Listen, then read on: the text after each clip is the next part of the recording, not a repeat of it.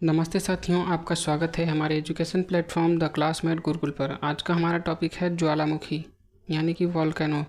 आज हम पढ़ेंगे ज्वालामुखी के बारे में। तो चलिए देखते हैं क्या है ज्वालामुखी। तो सबसे पहले इसकी परिभाषा देख लेते हैं। प्रायः एक गोलाकार छिद्र या खुला हुआ भाग जिससे होकर पृथ्वी के अत्यंत भूगर्भ से गैस, तरल पदार्थ, गलित चट्टानों के टुकड़े युक्त गर्म पदार्थ जिसे मैग्मा कहते हैं, पृथ्वी के धरातल पर लावा के रूप में बाहर निकलता है, उसे ज्वालामुखी कहते हैं। ये ज्वालामुखी की परिभाषा हो गई। ज्वालामुखी के उद्गार से पूर्व वायुमंडल में सल्फर डाइऑक्साइड की मात्रा बढ़ जाती है। जब ज्वालामुखी आने वाला होता है तो उसके पहले ये वायुमंडल में सल्फर डाइऑक्साइड की मात्रा बढ़ जाती है और इसे प्रकृति का सुरक्षा वाल्व भी कहते हैं, क्योंकि ये टेम्परेचर मेंटेन कर लेता है। आगे चलिए देखते हैं अगले इसके कौन कौन से अंग हैं ज्वालामुखी के। देखिए, ज्वालामुखी के बहुत सारे अंग होते हैं। जैसे पहले देखिए, जहाँ से ये निकलता है, मेंटल से ज्वालामुखी निकलता है। फिर जब जिस छिद्र से बाहर आता है उसको ज्वालामुखी छिद्र बोलते हैं, और जहाँ से निकलता है उसको चिमनी बोलते हैं। ये देखिए आप, ये इस प्रकार से बाहर निकल रहा है। और जो उसमें से पत्थर के छोटे छोटे टुकड़े निकलते हैं उसे बम, ज्वालामुखी बम बोलते हैं। और जो गैसें निकलती हैं जिनका बादल बन जाता है, गैसों का बादल, उसे ज्वालामुखी राख का बादल बोलते हैं। ये बाद में नीचे गिरती हैं, पहले ऊपर जाती हैं आसमान में, फिर वहाँ से नीचे आती हैं ज़मीन पे। ये जहाँ वो ज्वालामुखी आने के पश्चात जहाँ जितनी दूर से निकलता है उसको ज्वालामुखी का गड्ढा बोलते हैं या क्रेटर बोलते हैं। जब ये बड़ा हो जाता है तो इसे कल्डेरा भी बोलते हैं। और जब ये ज्वालामुखी जो निकलता है ये यहीं फैल जाता है और यहीं पर ठंडा होके ये चारों तरफ जैसे निकल के इसी तरफ फैल जाता है, जैसे शंकु का रूप ले लेता है। ऐसे ऐसे शंकु का रूप ले लेता है। इसे बोलते हैं ज्वालामुखी का शंकु। इसे ज्वालामुखी का शंकु बोलते हैं। और फिर ये अगला राख की परत, जैसे जब इसमें से निकलती है जो लावा मैग्मा है, जब तक ये पृथ्वी के अंदर रहता है उसे मैग्मा बोलते हैं।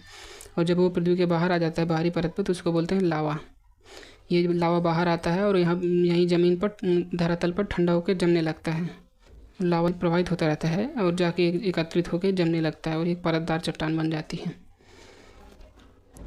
इधर आप देख सकते हैं एक और निष्क्रिय ज्वालामुखी है। ये इसमें कोई क्रिया नहीं हो रही है। माध्यमिक शंकु यानी यहाँ से भी निकल रहा है थोड़ा सा, यहाँ भी उद्गार हो रहा है। ये माध्यमिक शंकु है, छोटा मतलब है, छोटा ज्वालामुखी है। आगे चलिए देखते हैं इसके प्रकार के बारे में। कितने प्रकार के होते हैं ज्वालामुखी। उद्गार की अवधि के आधार पर ये 3 प्रकार के होते हैं। पहला है सक्रिय ज्वालामुखी या जागृत ज्वालामुखी। वह ज्वालामुखी जिसमें निरंतर उद्गार होता रहता है। ये देखिए आप, इसमें उद्गार हो रहा है, इसमें हमेशा ऐसे निकलता रहता है, धुआं निकलेगा, लावा मैग्मा हमेशा बाहर निकलता रहता है। इसको बोलते हैं सक्रिय या जागृत ज्वालामुखी। इसके एग्जाम्पल्स हैं कुछ। ये इटली का जो है इटना नामक ये ज्वालामुखी है, ये सक्रिय ज्वालामुखी है। और स्ट्राम्बोली, ये दोनों सक्रिय ज्वालामुखी हैं इटली के। और भारत का एकमात्र जो है सक्रिय ज्वालामुखी जिसका नाम बैरन है। और अगला है माउंट एरेबस और Saint Helen, Ojos del Salado और कोटोपैक्सी, ये सबसे ऊंचा सक्रिय ज्वालामुखी है। आगे चलिए देखते हैं दूसरा क्या है। दूसरा है सुषुप्त ज्वालामुखी या प्रसुप्त, या आप कह सकते हैं सोया हुआ ज्वालामुखी था। इसको आप सोया हुआ कह सकते हैं। वे ज्वालामुखी जो उद्गार के बाद शांत पड़ जाते हैं किंतु उनमें कभी भी उद्गार होने की संभावना होती है। इनमें कभी उद्गार हुआ था और अभी भी, चाहे जब कभी भी हो सकता है उद्गार, यानी कि ये निद्रा की अवस्था में है, चाहे जब जागृत हो सकते हैं, या इसको आप इसीलिए इसको कह सकते हैं सोई हुई अवस्था में है। इसके एग्जाम्पल्स हैं इटली का विसुवियस और जापान का फ्यूजियामा, भारत का नारकोंडम, इंडोनेशिया का क्राकटोवा। ऐसे बहुत सारे एग्जाम्पल्स हैं। आगे चलिए देखते हैं तीसरा प्रकार कौन सा है। तीसरा है मृत ज्वालामुखी यानी कि शांत ज्वालामुखी। इनमें इसका यह गुण है कि इनमें कभी उद्गार हुआ था। वे ज्वालामुखी जिनमें कभी उद्गार हुआ हो और फिर कभी दोबारा उद्गार होने की संभावना ना हो। अब इनमें जैसे कभी देखिए उद्गार हुआ था, पता नहीं करोड़ों वर्ष पूर्व में उद्गार हुआ था, किंतु अब इसमें उद्गार होने की संभावना नहीं है। तो ये किस कैटेगरी में आएगा? ये मृत ज्वालामुखी की श्रेणी में आएगा।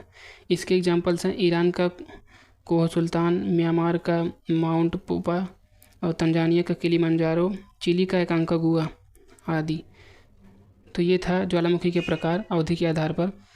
आगे चलिए देखते हैं ज्वालामुखी आने का कारण और उसका क्या प्रभाव होता है, उसको देख लेते हैं। ज्वालामुखी आने का सबसे बड़ा कारण जो है प्लेट विवर्तन होता है। जहाँ विनाशकारी प्लेटें आपस में मिलती हैं वहाँ पर अधिकतम आता है। और दूसरा है गैसों की उत्पत्ति।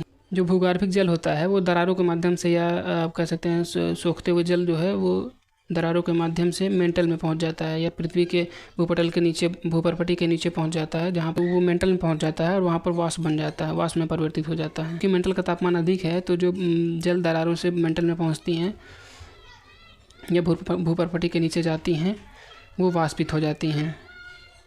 और ये जब वाष्पित होती हैं तो इनमें ये नोदक शक्ति का कार्य करती हैं, ये पुलिंग फोर्स का कार्य करने लगती हैं, जिसके कारण जो है भूपर्पटी में दरार आती है और उससे मैग्मा जो है वो बाहर पृथ्वी के भूपटल पर आ जाता है। ये भी गैसों की उत्पत्ति, ये भी कारण है एक ज्वालामुखी का आने का। दूसरा है भूगर्भ तापमान में वृद्धि। भूगर्भ जो ताप है उसमें वृद्धि भी जो है उसका कारण बनता है, क्योंकि जो चट्टानें होती हैं उसके नीचे जो तापमान है, भूगर्भ जो मेंटल में जो अर्धतरल रूप में मैग्मा उपस्थित है, उसमें जब तापमान में वृद्धि होती है तो जो उसके ऊपर जो चट्टानें होती हैं उनको गला देती हैं वो, और दरारें बनाकर बाहर आने लगती हैं लावा के रूप में। दूसरा दाब में कमी। ये चौथा है दाब में कमी। जो पृथ्वी का जो ऊपरी परत होता है, इसके दबाव के कारण भूगर्भ की सेल जो चट्टानें होती हैं वो ठोस अवस्था में रहती हैं और दबाव कम होने पर पिघल जाती हैं। जैसे जब दबाव ज़्यादा रहता है तो वो ठोस अवस्था में रहती हैं, जैसे दबाव कम होता है तो वो पिघलने लगती है, ज्वालामुखी का रूप ले लेती हैं। तो ये मुख्य कारण थे ज्वालामुखी उत्पन्न होने के। अब इनके कौन कौन से प्रभाव हैं, ज्वालामुखी आने पर क्या प्रभाव पड़ता है। तो पहले आपको पिछली कक्षा में पढ़ ही चुके हैं, ज्वालामुखी के कारण भूकंप भी आता है, भूकंप आता है तो भूस्खलन भी आता है उसी से। जब प्लेटें हिलती हैं चट्टानें टूट जाती हैं भूकंप आने से। अगला मृदा का बहाव, मिट्टी का कटाव हो जाता है जब ये ज्वालामुखी आता है। लावा से जंगल में आग लगना, जब ये लावा निकल कर बाहरों तरफ फैलता है, या अब कह सकते हैं जब लावा का प्रवाह होता है तो मिट्टी का बहाव तो होता ही है, जंगलों में जो है आगे आग भी लग जाती है, जिससे सारी वनस्पतियाँ नष्ट हो जाती हैं। और कभी कभी तो इतना ज़्यादा लावा निकलता है कि वो पूरे जंगल को ढक देती है और उसके नीचे सभी जो वनस्पति जीव जंतु हैं वो जीवाश्म के रूप में बाद में पेट्रोलियम बन जाते हैं।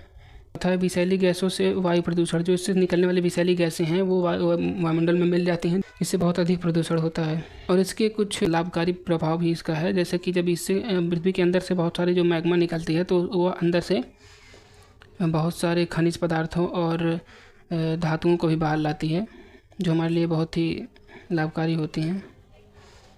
आगे चलिए देखते हैं विश्व में प्रमुख ज्वालामुखी क्षेत्र कौन कौन से हैं, ज्वालामुखी का वैश्विक वितरण। तो आपको पिछली कक्षा में हमने बताया था भूकंप जो है और ज्वालामुखी दोनों जो है परिप्रशांत महासागरीय पेटी यानी कि जो रिंग ऑफ फायर है वहाँ पर सर्वाधिक आते हैं, क्योंकि ये जो पैसिफिक प्लेट है, प्रशांत महासागरीय प्लेट है, यहाँ पर विनाशकारी प्लेटें ज़्यादा हैं, यानी कि एक दूसरे के पास आने वाली प्लेटें ज़्यादा हैं, जिनसे भूकंप और ज्वालामुखी का अधिकता होती है। आप ये देख सकते हैं जहाँ जहाँ ये रेड कलर का स्पॉट बना है ये सभी ज्वालामुखी के क्षेत्र हैं। आप यहाँ पर देखेंगे अधिकतम ये जापान के पास जो है फिलीपीन प्लेट और ये पैसिफिक ओशन का प्लेट यहाँ पर अधिकतम आता है, और बहुत सारी जगह पे हैं, मंगोलिया के इलाके में, साइबेरिया में, और यहाँ पर फिलीपीन प्लेट और इंडोनेशियन प्लेट पे देखिए आप यहाँ भी हैं, और इस तरफ अफ्रीका में ये आप देख सकते हैं, ये सभी भूमध्य सागर में भी है, देखिए आप ये सिर्फ ऐसे इनका वितरण हुआ है।